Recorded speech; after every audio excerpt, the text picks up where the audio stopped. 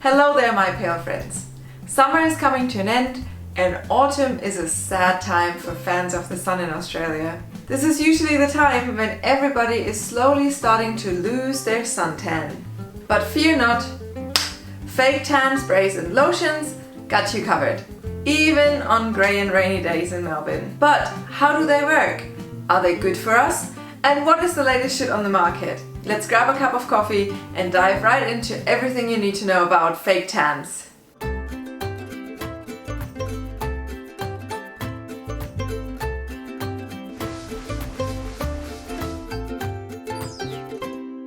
First things first, fake tan is not the same as suntan tan.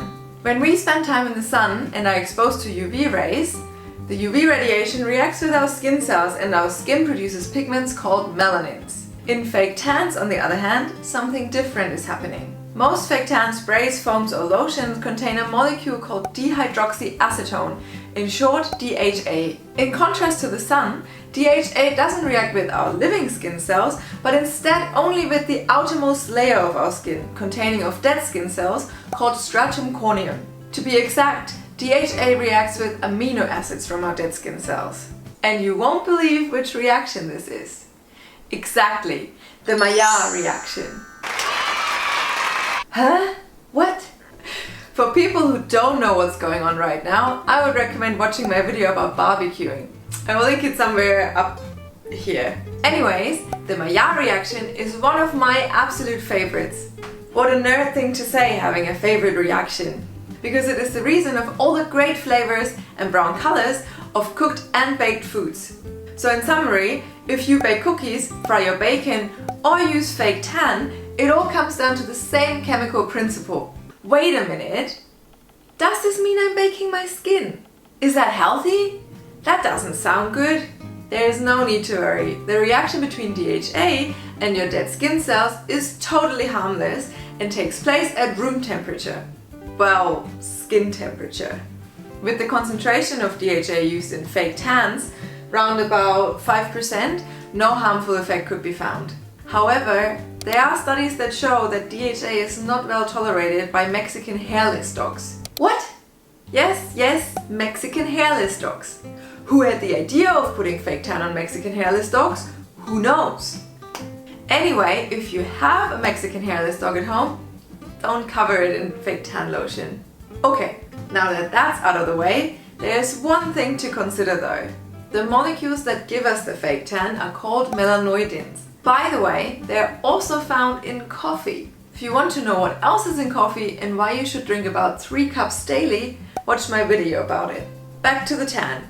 Those melanoidins from fake tan are not the same molecules as the melanins we get from suntan as skin pigments. Why is this important to know? Well, I'm glad you asked. Melanin from suntan, which develop in the living part of our skin, actually also protect us, for example, from additional UV radiation. Melanoidin from fake tan, on the other hand, barely protects. Even worse, in the first 24 hours after application, the skin is even more sensitive to the sun, which is why you should always use sunscreen, even if you've just had a layer of fake tan applied before. All info about sunscreen can be found in this video. I'll link it in the info box up here for you. As fake tan is based on the coloration of the outermost skin layer, it only lasts about 2 weeks because our skin cells are constantly renewing themselves. The best way of making sure it lasts as long as possible and ensuring that your skin is protected from those naughty UV rays, it's best to leave your fake tan sprays or lotions to bake your skin undisturbed for about 4 hours before having any contact with liquid, including sweating or showering. This will ensure that DHA molecules adhere properly to your skin layer and have enough time to react with your skin cells to give you that nice bronze tone. After that, make sure your skin is always well moisturized and doesn't dry out, as dry skin cells will shed faster, removing your tan layer even quicker.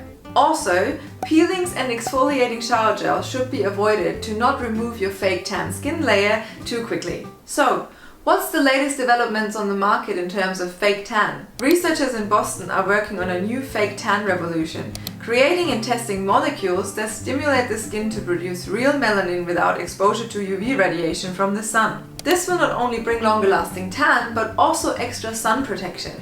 So fingers crossed for those scientists. How about you? Are you using fake tan, or are you prefer an aristocratic palette? Write it in the comments below alongside your questions. I will see you back here in 2 weeks, and until then, as always, stay sciencey.